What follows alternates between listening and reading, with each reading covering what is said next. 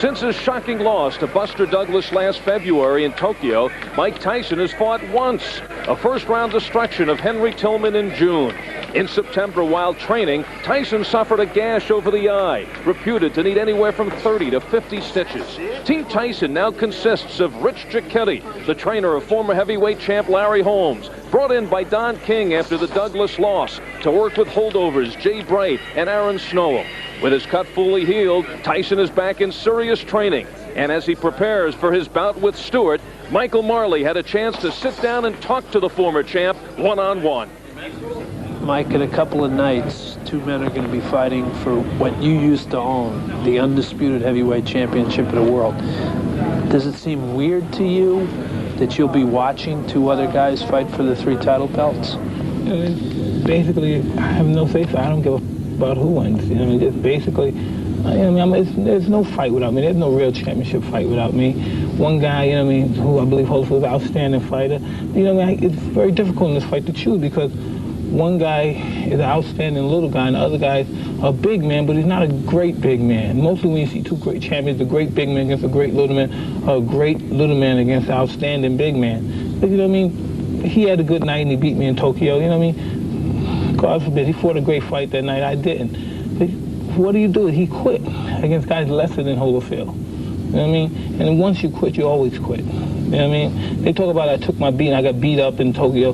See, I took my beating like a man. He never took a beating. He quit before he could ever take a beating. You know what I mean? That's testing what he has inside. Like I was saying before, the championship don't mean unless you stand for something. You know what I mean? And we'll see how long he had it. I had it. When you think of guys that had it for 6 years, 4 years, Dempsey, how long he had it, 7 years. I had it for, what, 3.5 years.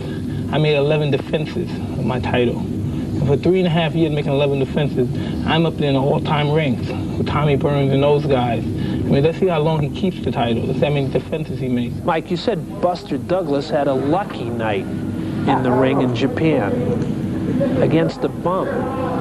Were you a bum in that fight? When I made that statement, I meant the guy, you know what I mean, with frame of mind, you know, it was just no aptitude of fighting. You say, what the hell? And like I said, after the fight, I said, they would make a big stink out of it. The country stopped for 1 minute or so. I said, the hell with it. I'm going to go home, I'm going to fill my eye, and I'm going to get some ice cream, and I'm going to go out, back out in the day and continue to do what I want to do. I'll get the title back. The fight game is nothing without me. Like, they have two guys fighting.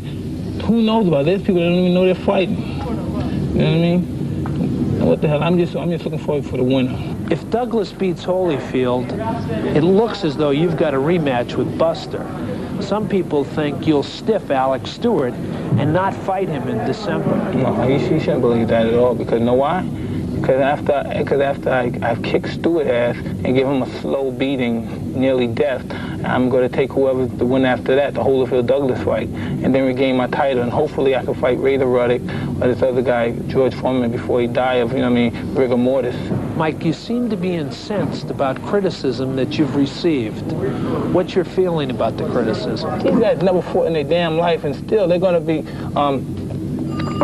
psychologists and say, I'm a swami, and I could look at Mike Tyson's brain and I tell from by the way he's acting, this is what he's thinking, which is, you know what I mean? And the only thing that's unbelievable is that the public believes this, you know what I mean? And they believe this, and you know what I mean? These guys are idiots. You know what I mean? They never fought a day in their life, and then, but these are the same guys that talk about me on television like I'm some Dylan Moore, and I don't see them on television. People don't tell me. They say, hey, Mike, how you doing? You look in great shape. You look good, man. Boy, man, please, man, have to get in my face and say, Mike, I think you're an individual. They can't say I'm a bum, I'm not a good fighter, because, you know what I mean, 3.5 years and 11 defenses proved it. You know, they can't say that. So they could just say, Mike, you're a hell of a fighter, but I think you're a dog. I hate your attitude. I hate what you stand for. You know what I mean? Or whatever. You know what I mean? Have the guts to say that. Mike, when you think about what happened that Sunday afternoon in Japan, are you irritated at yourself, or have you put it behind you? No, because basically when the fight was over, I said, oh, here this go again. You know, you deal with it. And, you know, basically, you know, those things happen in life. You lose fights, you lose in life, you lose someone you love. But you know what I mean? It's the person that comes back from that. Anybody can win a fight. I could put you in there with somebody, you can win a fight, you know what I mean? And you can continue to win, and you say, wow, this is great, I'm going to win, I'm going to continue to win. Then one day you lose, you know what I mean? It disembobulates your whole frame of thought and everything, you know what I mean? But anybody, you know what I mean? The man's not thought of greatness because how many times he's raised in victory, this quote is how many times he brings himself up from the brink of destruction. Because anybody can win. I mean, anybody can win. It's like when you lose, guys go broke and they come back. You know what I mean? It's just, like I say, it's a domino theory. You come down, you go down. You know, you don't lose and then everything goes down.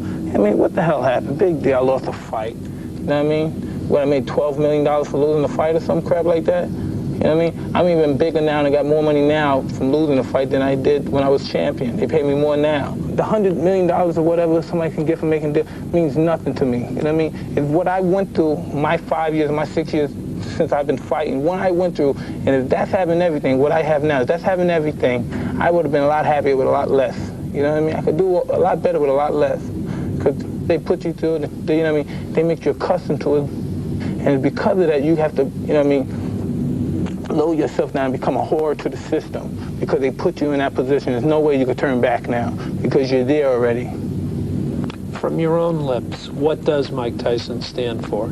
I stand for everything, you know what I mean, that's wrong in America. Any black man, black woman, anybody from any level of race, like Indians, Puerto Ricans, I'm all with them. I'm all for the underdog. You know what I mean? You got to stick together in life, you know what I mean? And I stand for them, you know what I mean? That's what I stand for. When you look at me fighting, I'm not saying that I'm anti-white, by no means. By no means I'm anti-white, because, you know what I mean, there's some Irishes and some Jews that get on too, because they have nothing, you know what I mean? And the majority of what this stands for is what you have and what you own. But like I said, the greatest asset is not what you have is inside. It's inside of you that basically counts. Because I'm always going to be a public champion. Wherever I go, any country, any state, I go right to the ghetto, because that's where I'm from. Regardless of, I thank people, you know what I mean, for making me articulate and, you know, eloquent. I'm able to talk to everyone and all that. That's good. But, you know, where I'm not from there. I'm from the ghetto. I'm from the dirt, hard bone, segregated ghetto. That's where I'm from. When will we know that the real Mike Tyson is back in the ring? Well, when you see me take care of this guy, what's his name again, on December 8th, Mr. Stewart, then you find out. Oh, he's been talking a lot. He's been talking a lot. He's been talking a lot. He's going to be slow night for him. Laid back, laconic, Mike Tyson? That may be the public perception, but as Buster Douglas and Evander Holyfield get ready to fight for what Tyson considers his title, one thing seems abundantly clear. Mike Tyson is in a fighting mood again. For the USA Network, this is Michael Marley reporting.